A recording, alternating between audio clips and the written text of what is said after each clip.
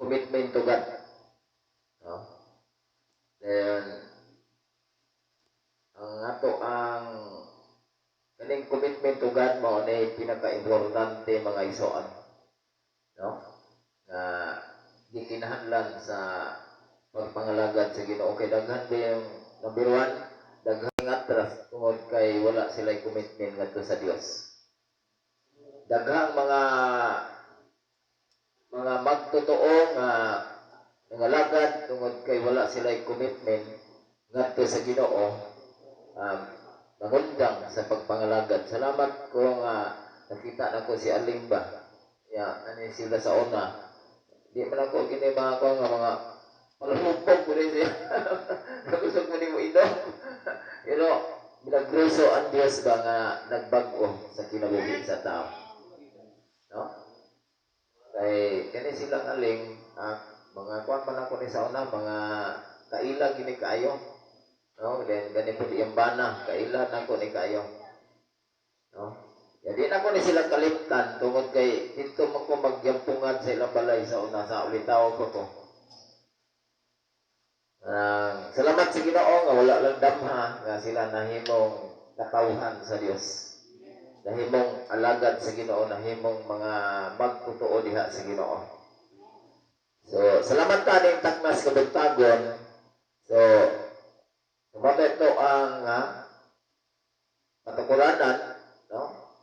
Ang atong tema mga igsoon atong pag-iskutan karon kining making personal commitment to God. Amen? No? So, doon na tayo paghahimuon nga kanang mahulmata ang atong kagalingon pagtugyan ngadto sa Ginoo. Isa may gusto nga mahulmata. No? So, ang amo dito sa simbahan, may kanang among gi-practice kaning series message sa matag Domingo. Kani upat ni ka Domingo ning mao nga teksto. No? Kaning yung pagtugyan o niya kaning the message of grace. No, diri upat ni ka mensahe.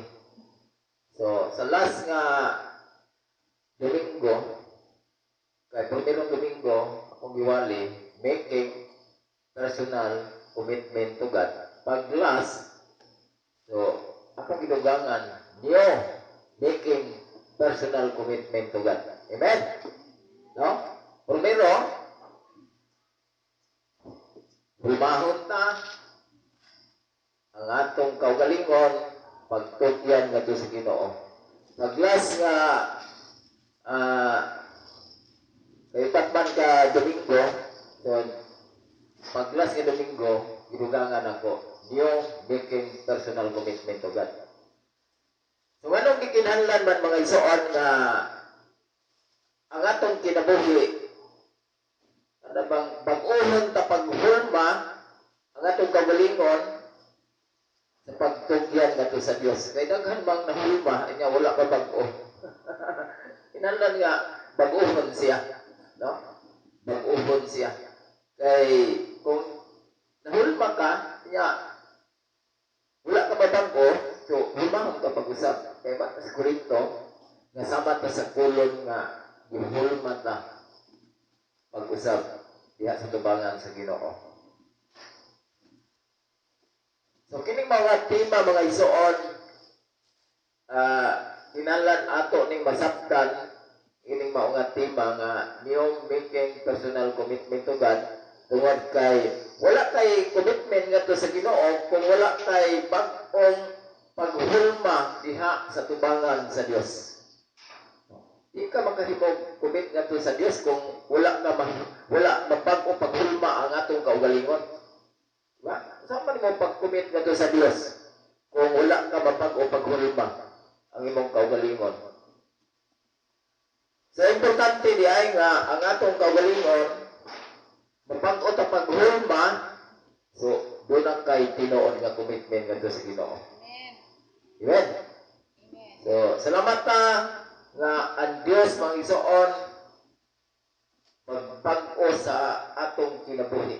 Okay, daghan ba itong mga alagad sa Ginoo nga dugay na, pero tingala ta nga ang ulang kinabuhi, ulang kinaiya, mura maghihapon. The same story lo maghihapon. No? Ano man, wala man mabag-o paghulma. No? Ug salamat ta ni Taknas sa kabuntagon mga igsoon nga tinimpulong diri sa 2032 nga ingon si Apostol Pablo nga karon itugyan ko kamo ngadto sa Dios o sa mensahe sa iyang grasya nga maglig-on siya o makahatag kaniyo sa mga panulundon nga gitagana alang sa tanang katawhan nga iyang gibalaan. So doon tay panulundon mga igsoon, inya matod pa diri maglig-on siya o makahatag kaninyo og panulundon. So dili ka mahimong lig-on kung wala nimo matugyan mabago paghulma ang imong kaugalingon diha sa Ginoo. Dili gid ka commit ngadto sa Dios. Manay gingon nga i-commit ka pero mubo ra og ana bang dagan ang imong pagserbisyo sa Ginoo nga naman tungod kay ang imong commitment dili determinado sa tubangan sa Ginoo. So kinahanglan nga ang imong commitment uban sa bag-ong paghulma ang imong kaugalingon so doon na kay determinado nga pag-serve sa Ginoo. Amen? No? So importante kani tungod kay gikinahanglan ni sa atong kinabuhi. So una mga igsoon, unang punto nga ato yung ma-serve sa Ginoo, primero God's encounter yun. No? Sa atong kaugalingon. God's encounter our life in the presence. Sa atong pagpuyo ng babaw sa kalibutan.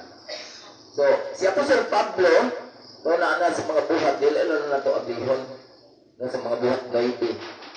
Si Apostol Pablo, sa dihang wa pa siya mag-serve sa Ginoo, lahi ang iyahang tumong, lahi ang iyahang pag-serve ngadto sa mga kanagsunod man siya sa mga parasiyo. Ang mga parasiyo o mga eskriba, mga relihiyosong tao. Kaya si Apostol Pablo mo'y gigamit ngadto sa pagbukod sa mga magtotoo.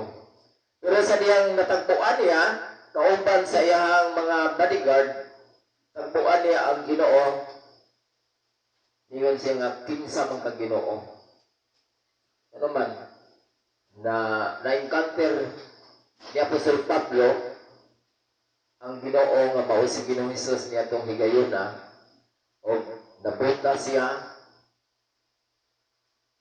o niya paghuman nabuta ingon siya nga kinsa man kang Ginoo ningon siya nga ako mao si Ginoong Hesus ang imong gilutos bangon kay ako kang ipadala. So, diya na ito masabtan nga first day, kinala ma-encounter na ito ang Ginoo sa itong kinabuhi.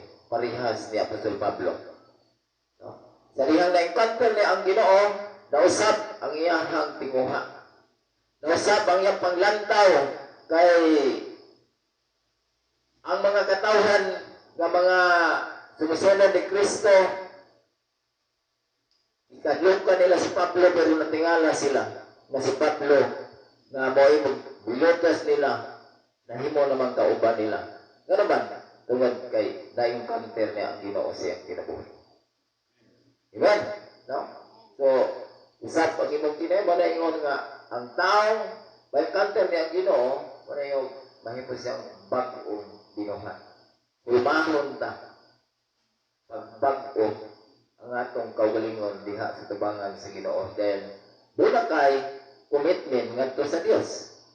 Kung wala ka magbag-o, wala ka maghulma pa bago, wala kay tinuod nga commitment diha sa Ginoo. Pero kung mahulma ka pagbag-o ang imong kaugalingon, so Doon na kay tinod nga commitment ngadto sa Dios mga igsoon. So si Pablo may isang sadyang na-encounter ni ang Ginoo sa iyang kinabuhi. Grabe ang iyang mga pagsulay. Ibilanggo siya. Si Pablo na priso siya, dili tungod kay na priso siya nga naghimo siyang kautan, kundi na priso siya pinagi sa pagwali sa pulong sa Ginoo. Unalan siya, suntok siya, daghang mga pagsulay niya. Kagutom, kanang lunod, yan na agian ang tanan. Pero, ano nakapadayon man si Pablo tungod kay na-encounter niya ang Ginoo sa iyang kinabuhi. Ikaduha mga igsoon nga punto nga atong isuporta sa maong tema. No? Nga naatay, maningon ita nga yun natay tinuod nga commitment, matulog ito nga new making good covenants into the Lord mga igsoon. No? Naakay bag-ong pakigsaad ngadto sa Ginoo. Amen? No? Nindot kay na, no? Nga sa dihang ma-encounter nimo ang Ginoo, para sa Apostol Pablo isa tindog. Pagtindog niya, padala ka nako. Magkip dulay mo pandong nimo nga alagad sa Ginoo maayo ka. Pagkaayo niya mga igsoon, nangatagak ang himbes na mao'y nakabuta kaniya. So, doon na siya pakigsaad ngadto sa Ginoo. Manayong new making covenant to the Lord. Amen? No? So, doon na kay bag-ong pakisaan. Ito sa Ginoo. Kay, doon na may gibuhat ang Diyos sa imong kinabuhi.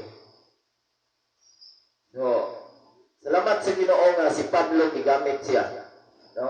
Nga isa ka magbawali. Ingon nga, dunay, kana bang wawali nga, dili madlok. Ano man? Doon na siya tinuod nga commitment nga sa Dios mga igsoon.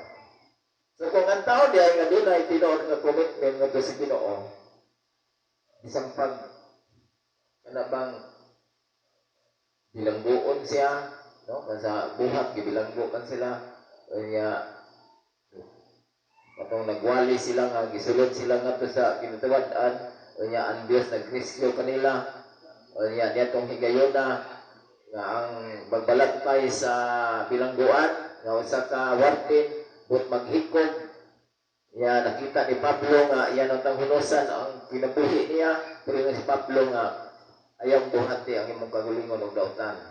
Yan siya nga siya sa may kong buhaton aron ako. Sa may kong buhaton. Ingon si Pablo nga tumuo ka ni Ginoong Hesus, maluwas ka, lakip ang imong panimalay. Amen. Ay mong kabalaka na inyong mga anak, mga pamaluwas, tuhuan lang ginato. No? Tuhuan lang ginato nga, mga kabig na sila. Basta doon na tayo tinoon nga commitment nga to sa Ginoo mga igsoon. No? So ikatulo, nga doon na tayo, doon na tayo maayong pakinsaan sa Diyos, doon na tayo maayong likod, strong, no? Katulungan ng strong into the Lord mga igsoon, no? So, human mo ma-encounter ang Ginoo, ikaduha, human mo ihatag sa Ginoo ang imuhang pagkigsaad, then ang Ginoo magalig-on kanimo. Amen? Magalig-on nato. Kanang isang pagkasaupukan sa yawa mga igsoon. Ano man, tungod kay lig-on ta. Lig-on ang imuhang katapuranan. Lig-on ang imuhang foundation diya sa Ginoo. So, dili kabuntog ang kaaway.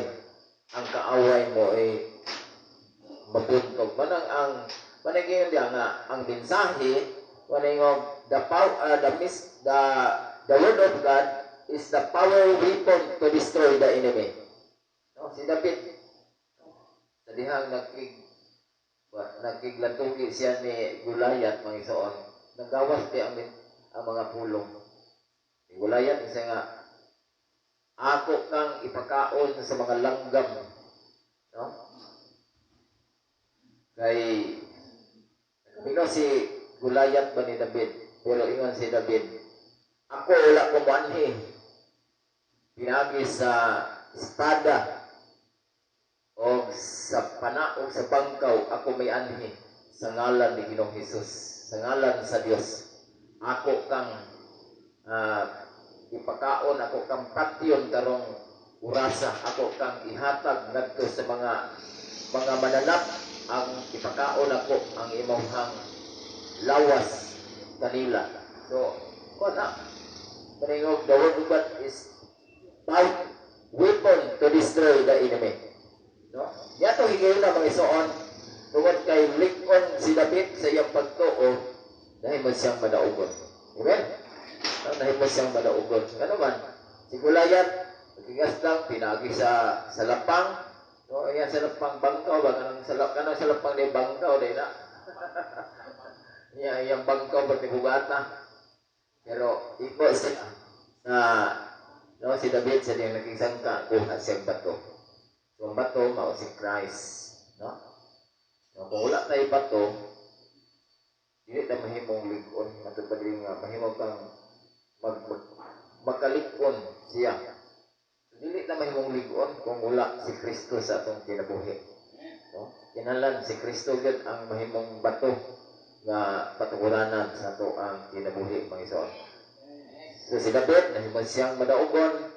Si David, na iyahang napatay si Gulayat tungod sa gahom sa Dios. Wala siya magsalig siyang kagulingon siya nga, ako wala manhi sa akong kagulingon kadilimanhi ko sa ngalan sa Dios.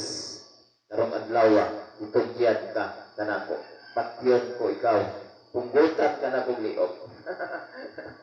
Unay nindot ba nga ang mensahe di ay, upisan pa sa mensahe nga, ang mensahe importante di ay, no?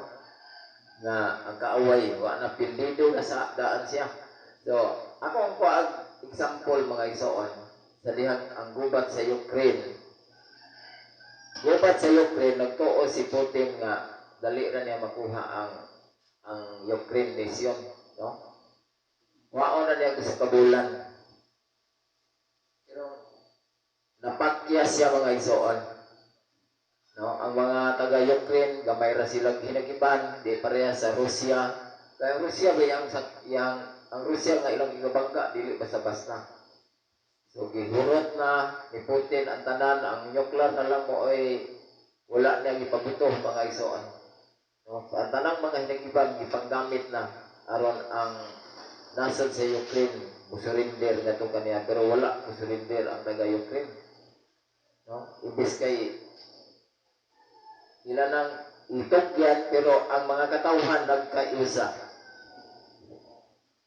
So nagbugna sila mga isuon, kay wa naman ang ilang armas kulang man, nagbugna sila kagulingon nilang hinagiban. No? Nagbugna sila kagulingon nilang hinagiban. Mga high-tech. No? Kay ang kanang bitawong presidente sa Ukraine, Hudiyo man na, no? Tagaan gipon sa Hudiyo, ay tagaan po sa Ginoo bitaw pinasahi nga kanang power ba o pamaagi. So nagbugna sila bagong armas. So padala si Putin dito mga isuon o 27 ka mga eroplanong fighter. O ya 12 ka mga fighter po nga mga helicopter. No? Tingala man si Putin nga 27, puros maging pulpog tanan. Nya bay ando sipot ka helicopter mga isuon bungkag gitanan. Manang si Putin ingon siya nga lusot pa din yung Ukraine ya. So inana usab ang ato ang Ginoo mga isuon, no? Kung wala tayong mga mensahe nga lig-on nga maoy makapahadlok sa yawa, bilbido kita, no? Kinahanglan do na tayo mensahe nga lig-on nga makadasig sa iglesia mga isuon. Walang magpalapuson na mahimutang lig-on sa tubangan sa Ginoo. Amen? Tulikon ako, no? God's encounter, first, the ikaduha, you can make God kubinan. Not ay kubinan, pero dili God, no? Mubo na ba? Kinahanglan, you can make God kubinan to the Lord mga isuon. Then, ikatulo, lig-on ta, diha sa ato ang kaugalingon sa dubangan sa Ginoo. O kining buntaga, salamat ta sa pulong sa Dios. Ang pulong sa Dios maghatag kanatong usog, paglaom, sa salamat mga igsoon, no, sa pulong sa Ginoo nga ang Dios gid magapanalangin nato. Salamat sa mensahe. Isa may nalipay sa mensahe mga igsoon. Amen. Salamat ta sa Ginoo. Anang pagkatapos no nga topic nga yung making personal commitment. So, doon na po yung series nga Beatitude of Christ nga the spiritual beauty of the Christian life as a believers. So, kinalan nga humanta mahulma, kinalan doon na tayo tinuod nga matahong nga makita na to sa Ginoo. Wala yan kong konklusyon mga igsoon. Salamat sa Ginoo. Amen.